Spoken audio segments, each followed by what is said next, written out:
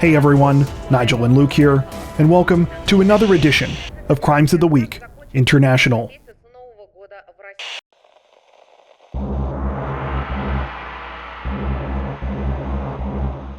Authorities in the Australian state of Queensland say that a group of teenagers have been arrested and are facing charges in connection with multiple vehicle thefts following a recent incident in which a man took the law into his own hands and performed a dramatic citizen's arrest on one of the suspects. According to reports, the whole thing began sometime on September 30th when the man spotted a badly damaged Range Rover driving past his house with several young people inside in the Gold Coast suburb in Upper Coomera. Sensing that there was something suspicious going on, but believing they would get away before police could arrive, the man hopped into his own vehicle and started following them with the intention of getting them to pull over. It turned out that the Range Rover was stolen. The situation quickly turned into a chase, with the Range Rover speeding off down the residential street. At some point, one of those inside, identified only as a 14-year-old girl, hopped out as the vehicle continued moving. In footage of the incident recorded by the man, he can be seen following the Range Rover, which begins driving on the wrong side of the road.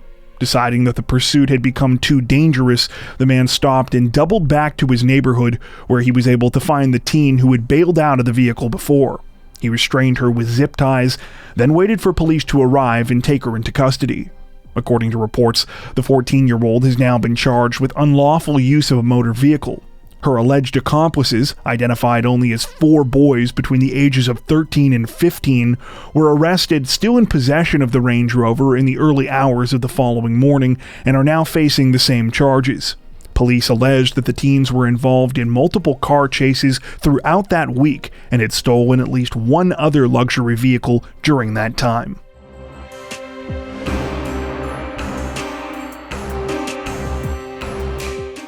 Authorities in the Chilean capital of Santiago say that a local bus driver is in hot water this week after he allegedly went on a dangerous and destructive drug-fueled rampage in one of the city's transit buses while he was supposed to be on the clock completing his normal route. According to reports, the whole thing began one night last week when the unidentified 58-year-old suspect showed up to his job as a driver with Santiago's red metropolitan transit system. After arriving at his usual station in the city's La Cisterna neighborhood, he boarded his bus at around 1 a.m. However, things quickly went sideways when he got behind the wheel. Instead of starting his normal route south towards the city of San Bernardo, upon leaving the station, the 58-year-old headed northeast, taking him through some of the busiest sections of the capital. It was here that he quickly caught the attention of other drivers, who watched in terror as he zigzagged all over the road at reckless speeds, slamming into other vehicles, utility poles, and whatever else was in his way. Seemingly undeterred by the numerous crashes, the bus driver reportedly continued on for more than 13 miles until he arrived in the suburb of Las Condes.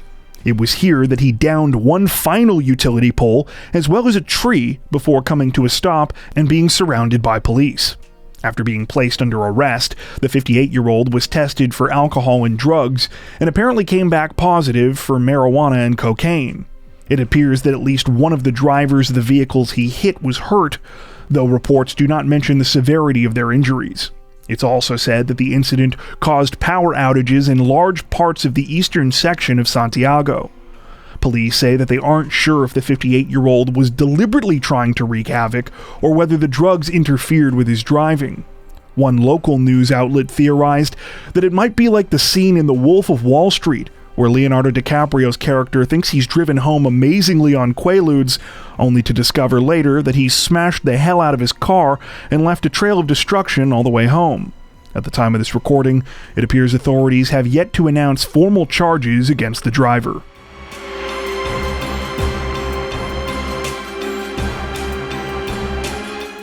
Authorities in the Indian state of Uttar Pradesh say that they are investigating a truly horrifying double murder case this week after a young woman was accused of savagely killing her 2 young sisters after they caught her in a, quote, compromising position. According to reports, the incident began on the afternoon of October 8th, when farmer Jaivir Singh, his wife Sushila, and their 2 sons returned to their home in Etawah district after going out to get some animal feed at a local market. As they approached the house, they could immediately tell something was wrong. The doors were wide open, but their 3 daughters, who had stayed behind, didn't appear to be there. That was, until they took a closer look. To their horror, the 2 youngest girls, 7-year-old Serbi and 5-year-old Roshni, had been brutally murdered. Disturbingly, their bodies were found in one room, while their heads were found in another. Around this same time, the eldest daughter, 18-year-old Anjali, returned to the house.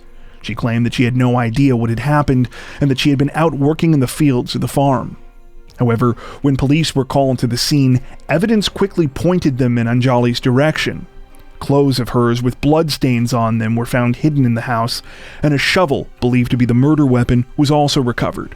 Anjali's father told detectives that he had used the shovel that day for farm work and it was covered in dirt when he last saw it.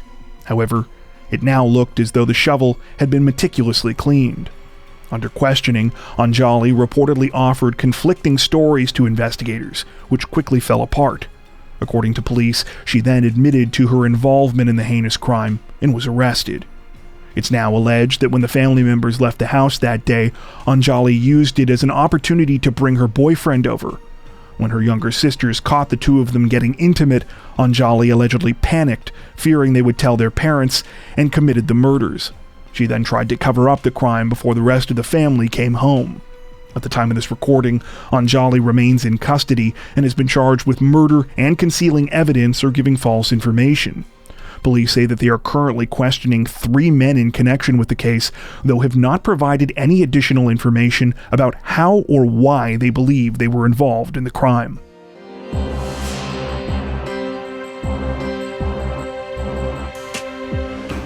Before we get into this next segment, I feel compelled to say that I've spent way too much time prior to recording this going down a massive rabbit hole trying to figure out how to correctly pronounce the name of the Spanish island of Ibiza.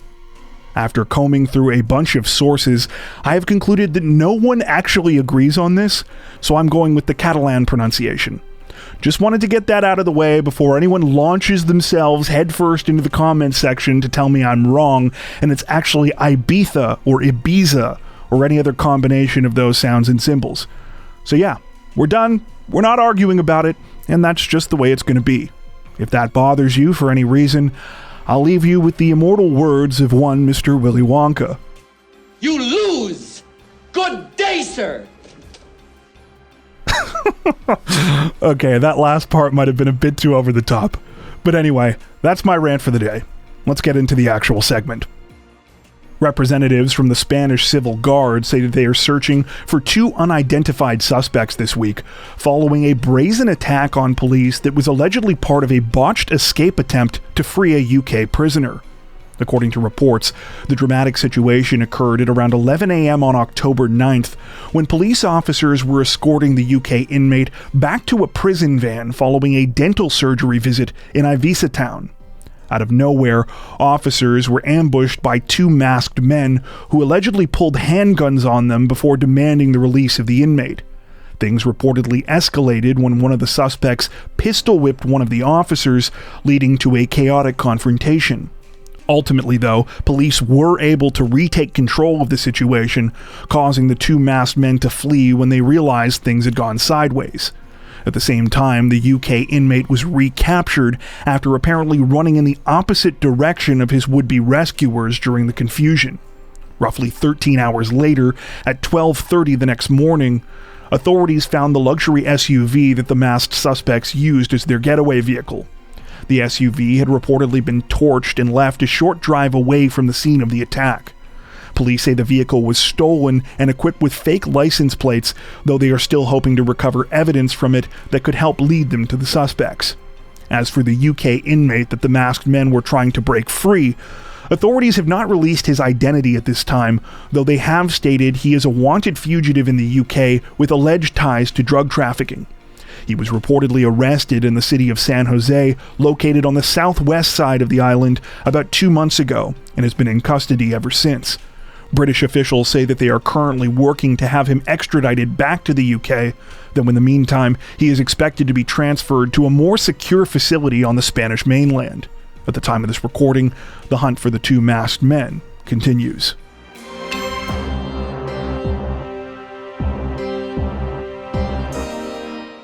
Authorities in the Japanese city of Yokohama say that they are investigating an all-too-common crime with a bizarre twist this week after a man fell asleep while drunk during a night out, only to inadvertently record himself being the victim of a robbery.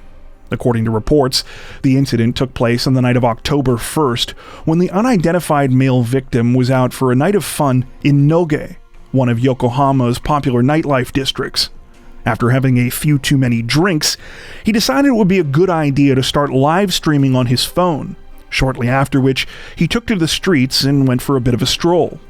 Unfortunately for the man, after only a few minutes, it appears that the alcohol he had consumed started to catch up with him.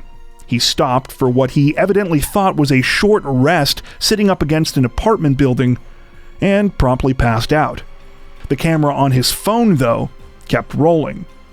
Understandably, the live stream didn't make for very exciting viewing. That was, until a man's hand could be seen reaching into the frame a short time later. The hand proceeded to go into a bag on the victim's stomach, pulling out his wallet before disappearing.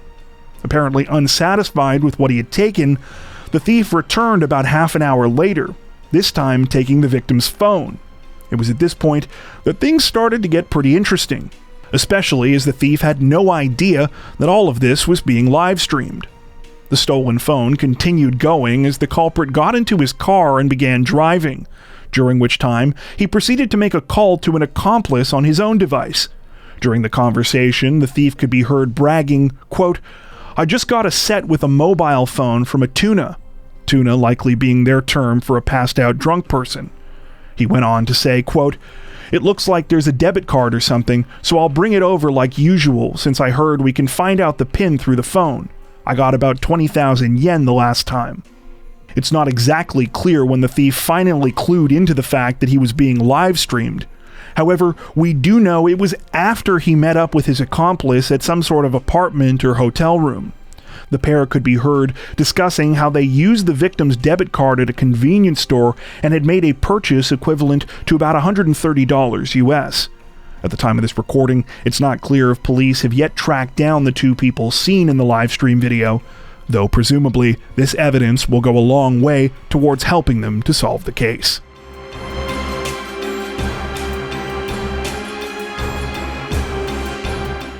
Authorities in the Chinese province of Henan say that a woman was recently sentenced to a multi-day detention order after she apparently drunk-dialed police several times to make false reports because she was worried that her husband was cheating on her. The whole thing started a few months back when the suspect, identified only by the last name Yan, took a job all the way on the other side of the country. Since the position wasn't exactly within commuting distance, it was about 1,900 miles from where she lived in Zhenping County. This understandably meant that she would need to spend extended periods of time away from home. Unfortunately, there was a problem. Yan was extremely jealous. Convinced that her husband was cheating on her with multiple women, Yan decided she needed to keep tabs on him while she was away. Again, though, there was a problem. The plan she came up with was as unbelievable as it was stupid. According to reports, on at least 5 occasions, Yan called police in Zhenping County saying that she needed to file a police report. She then proceeded to give them her address and claim that her husband was engaging in illegal sexual activities there. Each time, police went to the house to follow up on these reports, only to find Yan's husband doing nothing wrong and minding his own business. Authorities waited until Yan returned home for her next visit on September 26th, at which point they questioned her about the calls she had been making. It was then that she apparently admitted she had purposely made false reports as a way of checking up on her husband. As an added bonus, Yan also reportedly stated she had been drunk every time she made the reports. Understandably, police were not too thrilled about this, and after pleading guilty to disrupting social order by disseminating false information, Yan was sentenced to 5 days of administrative detention. Police also released a statement reminding the public not to abuse the emergency system.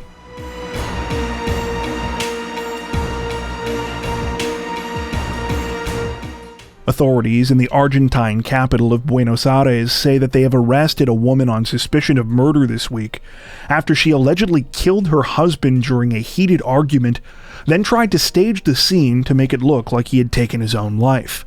According to reports, the incident began sometime on the night of October 9th, when police were alerted about a possible domestic incident at a home in the Buenos Aires suburb of La Tablada.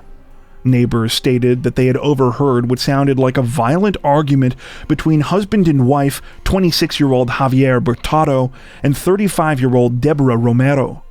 When officers arrived at the scene, they were greeted by Romero, who said that her husband was dead. She claimed that he had taken his own life in their bedroom with a handgun.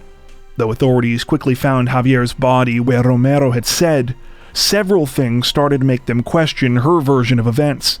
For starters, the home looked like it had been the scene of a violent altercation.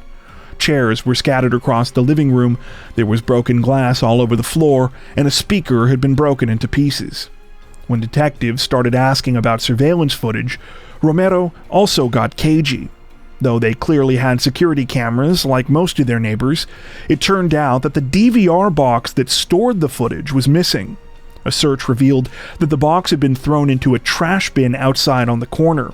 This trash bin was also where police apparently recovered Javier's phone, which had been broken. When asked where her phone was, Romero claimed that it had been stolen earlier that day and that she hadn't reported it. To authorities, though, it looked like she was trying to cover up a crime.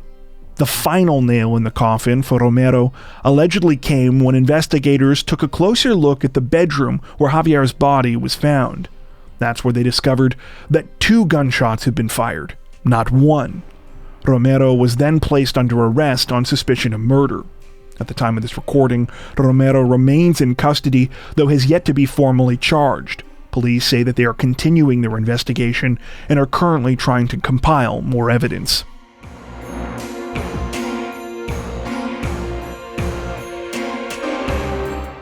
Authorities in the Thai capital of Bangkok say that 2 people are dead and at least 5 others are injured following a terrifying shooting attack last week at one of the country's most well-known shopping centers. According to reports, the deadly incident unfolded on the afternoon of October 3rd at the luxury Siam Paragon Mall in Bangkok's Pathum Wan district. The attack began at around 4:20 p.m. when the shooter, identified only as a 14-year-old boy, opened fire with a handgun on the mall's M floor, right near a restroom area. Witnesses say that moments before, the suspect had gone into the men's bathroom and had changed his clothes, leaving behind a bag filled with a large amount of ammunition. Shoppers and workers at the scene desperately fled to safety or else tried to hide as the shooter continued to fire, with the suspect appearing to choose his targets at random. Sadly, 2 people were killed, while 5 others were injured. The victims have not been identified by name, though the deceased are said to both be women, one of whom was from China, the other of whom was from Myanmar. The terrifying situation continued for just under an hour until the teenage gunman finally agreed to surrender to police. He is now facing at least 6 charges, including premeditated murder. While police have not commented on the alleged motive behind the shooting, it has since been reported that the 14-year-old suspect had a documented history of mental health issues, and that he may have stopped taking his medication prior to the attack. It's now alleged that he was suffering a psychotic episode at the time of the shooting, with authorities going as far as to confirm that the teen appeared unable to speak in coherent sentences when he was taken into custody. According to the private school he attended, he showed no signs of aggression in the lead-up to the shooting. Following the incident, the boy's parents released an open letter asking for forgiveness for their son's actions. That letter reads in part, quote, "We are deeply saddened and shocked by this incident and accept responsibility as fully as we can." That being said, it appears that much of the anger over the situation has been directed towards police, emergency services, and mall security, who many claim were unprepared and slow to respond to the tragedy. According to some survivors, no announcement was made over the mall's PA system for at least 10 minutes after the shooting had started, adding to the confusion and chaos. Hundreds of people reportedly weren't evacuated until nearly an hour into the incident, and possible life-saving treatment was allegedly delayed due to the fact that ambulances got stuck in traffic and were unable to get to the scene. Another aspect of the case that has caused significant public outrage was how the teen suspect was reportedly able to get the weapon used in the crime. The handgun, which was designed to fire blanks but which had been modified to fire live rounds, was allegedly sold to the 14-year-old by a father and son who were running an illegal firearms business. They have now been arrested and are also facing charges. At the time of this recording, authorities say that the 14-year-old suspect remains in custody, though is currently under the care of the country's Juvenile Observation and Protection Department.